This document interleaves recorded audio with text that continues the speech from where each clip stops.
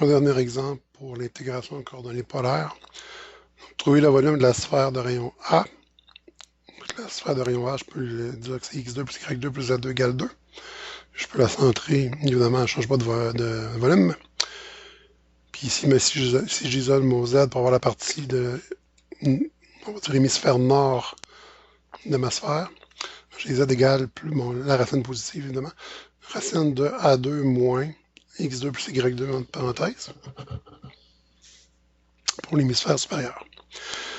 Donc, encore une fois, évidemment, puis mon domaine d'intégration ici, c'est la trace que va laisser la sphère dans le plan des x, y. Donc, je dois mettre la coordonnée z à 0. J'ai le cercle x2 plus y2 égale à 2. La première chose, c'est de transformer mes équations en polaires. Donc, x2 plus y2 égale à 2. Soit là qu'on commence à savoir que c'est un cercle central à l'origine, donc on sait déjà la réponse. Mais, supposons qu'on ne le sache pas, x2 plus y2, c'est le carré de la racine de x2 plus y2, c'est donc le carré de R. J'ai R2 égale A carré. Je prends A, évidemment, pour ne pas confondre le rayon du cercle avec le R des coordonnées polaires. Si on prend la racine de chaque côté, vu qu'il est toujours question ici de distance et de rayon, il n'y a pas de plus ou moins, donc R égale A. Qui est l'équation du cercle dans le plan des x, y, centré à l'origine de rayon A.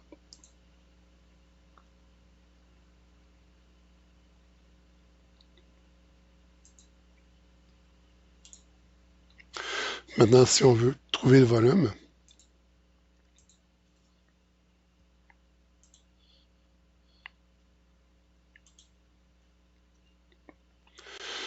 puis évidemment, on l'avait fait en intégrale, mais on peut se casser vraiment la tête là, en faisant une intégrale double ou triple en coordonnées cartésiennes. On peut faire quelque chose d'un peu peut-être plus brillant avec un solide de révolution avec ce qu'on avait vu en calcul 2. Mais il faut se rappeler évidemment des formules ou de la démarche. Tandis qu'ici, ben, je vais quand même de façon assez simple avec une intégrale double en coordonnées polaires. Je veux dire que V égale, je vais calculer le volume de ce qui est tracé ici. Fait que là, j'ai 1/8 de ma sphère. J'ai une partie sur 4 de l'hémisphère supérieur. Fait que j'ai 1/8 de ma sphère, donc je vais faire 8 fois l'intégrale. Si je considère seulement la partie des x positifs, des y positifs et des z positifs, mais l'angle θ va aller de quoi à quoi? De 0 à, ben j'ai un quart de cercle. Fait qu'un cercle au total, ce serait 2π. Un quart de cercle, ça va être π sur 2.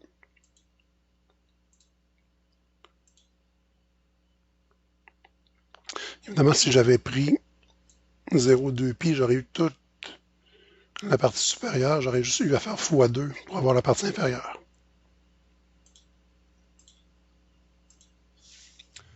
Dθ de l'intégrale pour les R allant de quoi à quoi? Ben ici, vu que j'ai un cercle central à l'origine de rayon A, R va de 0 jusqu'à A tout le temps. 0 jusqu'à A, 0 jusqu'à A, 0 jusqu'à A, 0 jusqu'à A, comme ça tout le temps. Donc R va de 0 à A. De mon jacobien qui est R, fois ma fonction f de x, y que je mets en polaire. Ça va être la racine de A carré qui est une constante, moins R carré qui est x2 plus y2. Donc fois la racine de A2 moins R2. Je peux mettre évidemment la multiplication par le jacobien, je peux la faire avant ou après avoir inscrit ma fonction, puisque la multiplication est commutative. dr. Donc encore une fois, j'aurais pu mettre racine de A2 moins R2 fois R dr.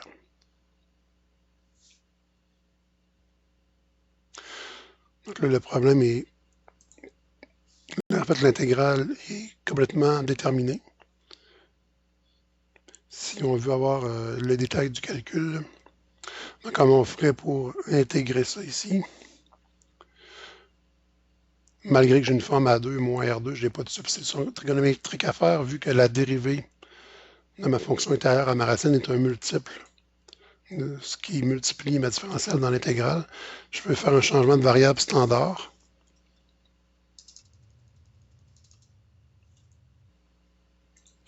en disant U égale A2 moins R2.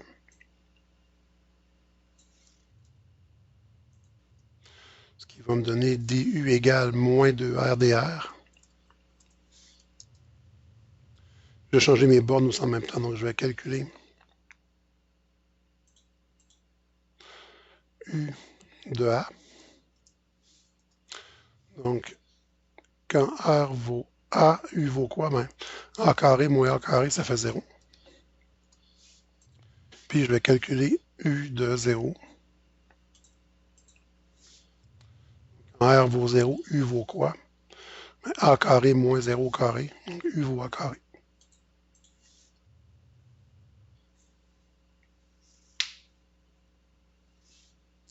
Ce qui fait qu'on va avoir le volume égal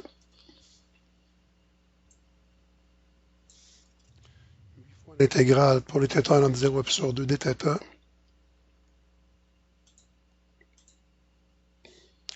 de l'intégrale sur les U allant de quoi à quoi? Ici, j'ai un moins. Fait que si je veux me débarrasser du moins, je peux permuter mes bornes d'intégration. Je vais avoir aussi de façon plus naturelle, donc de 0 à A2. Fait que mieux que je mette de 0 à A2 plutôt que de A2 à 0, je vais permuter mes bornes. Ça change le signe dans mon intégrale, donc le moins ici va disparaître. Fait que j'ai la racine de U, ce qui est U à la 1 demi,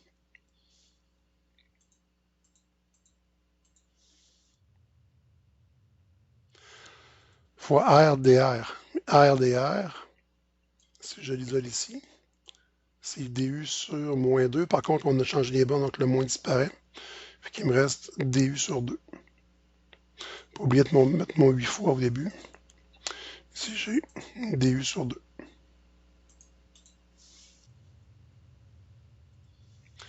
Le 1 demi, qui est une constante multiplicative, peut sortir des intégrales successives.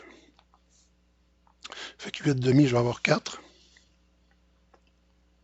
Fois l'intégrale pour les θ allant de 0 à pi sur 2. Ici, l'intégrale de 1 demi, de U à la 1 demi, c'est U à la 3 demi sur 3 demi. Donc, U à la 3 demi sur 3 vrong demi qui remonte au numérateur. Évaluer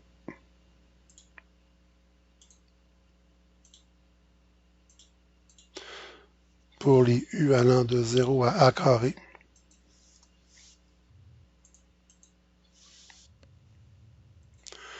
Bon, le 2 tiers va sortir.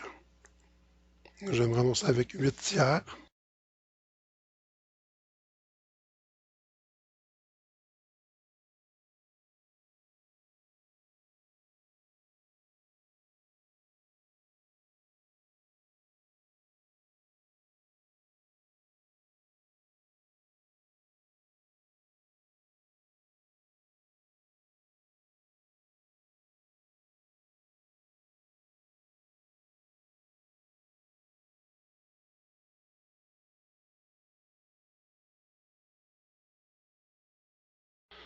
La leçon avait encore coupé, je ne sais pas où.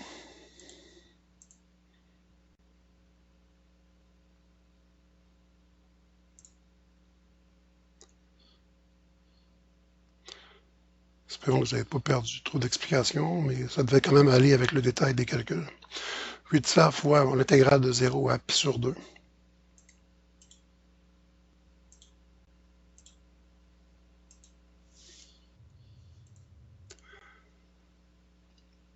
Puis ici, ben, A à la 3 demi, il va rester A3, moins 0 à la 3 demi, bon, moins 0, donc A3.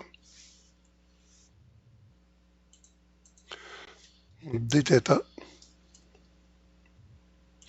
Puisque A au cube est une constante, je peux la sortir. Ça va faire 8 tiers A au cube.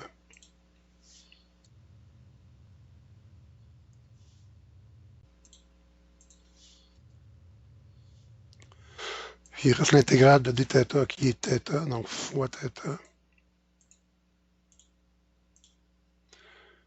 Évaluer.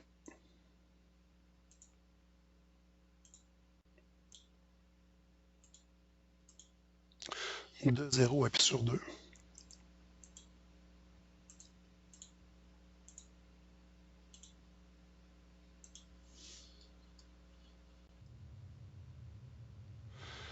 c'est pi sur 2 moins 0, ça va faire pi sur 2. Et 8 tiers à tout cube fois pi sur 2, mais je vais avoir 4 pi à 3 sur 3.